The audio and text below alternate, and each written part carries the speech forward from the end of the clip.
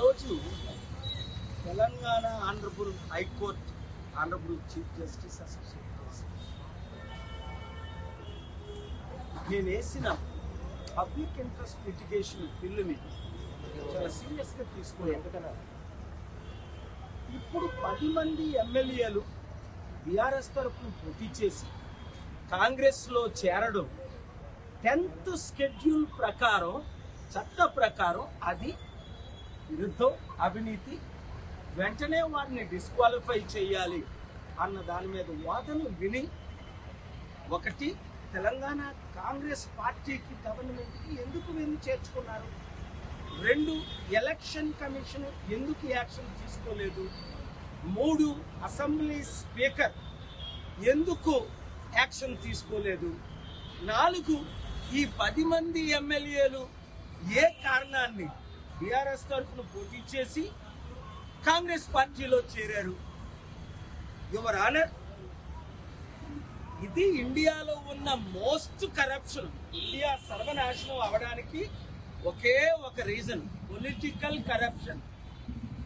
పశువుల్లాగా సంతలో అమ్ముడు పోయినట్టు డబ్బులకో పదవులకో అమ్ముడు పోతున్నారని అందరికీ తెలుసు. ఇందిరాగాంధీ ప్రధానిగా ఉన్నప్పుడే 1975లో జూన్ 12ని అలహాబాద్ హైకోర్టు ఇచ్చిన తీర్పు చూస్తే షాక్ అవుతాం మనం. ఒక ప్రధానమంత్రిని చూడకుండా ఒక ఎంపీగా పార్లమెంట్కి వెళ్ళినప్పటికీ ఓటు హక్కు వేయకూడదు, ఓటు హక్కు లేదు.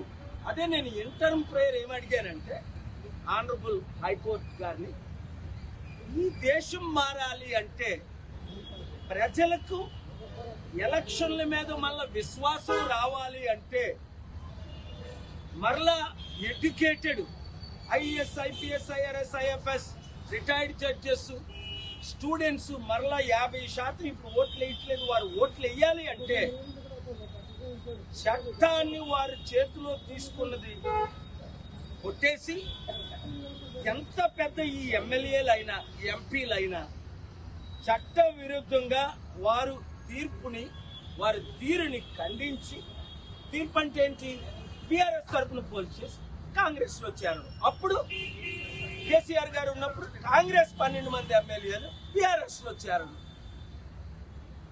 టీడీపీ 23 టీడీపీలో చేరడం, వైఆర్ఎస్. ఇలాగా మన ముఖ్యంగా తెలుగు రాష్ట్రాల్లో ఈ ఎమ్మెల్యేలు ఎంపీలు అమ్ముడు పోతున్నది క్లియర్ గా కనబడుతుంది. దీన్ని ఎవరు కూడా ఖండించట్లేదు.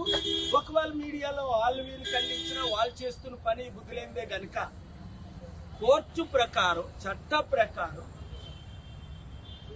వారికి నోటీసులు పంపించి 4 వారాల్లో మీ 10 మంది ఎమ్మెల్యేలు ఎందుకు జాయిన్ అయ్యారు బీఆర్ఎస్ నుంచి కాంగ్రెస్ లోకి, స్పీకర్ ఎందుకు వారిని డిస్క్వాలిఫై చేయలేదు, ఎలక్షన్ కమిషన్ ఇలాంటివి తెలిసి చూసి చూడనట్టు ఎందుకు ఉంటుంది, దేశం రక్షించబడాలి అంటే చైనా, అమెరికా ఈ రోజు నెంబర్ 1, నెంబర్ 2 అవడానికి కారణం ఏంటంటే మన దేశంలో ఉన్న తెలివైన వారు, చైనా కంటే అమెరికా కంటే తెలివైన వారు. ఈ రోజు మనం 100 దేశాల నుంచి అప్పు అడుక్కుంటున్నాం, వారు చైనా 100 దేశాలకు అప్పిస్తుంది. కారణం ఏంటంటే అక్కడ అనేక ప్రాబ్లమ్స్ ఉన్నప్పటికీ పొలిటికల్ కరప్షన్ లేదు.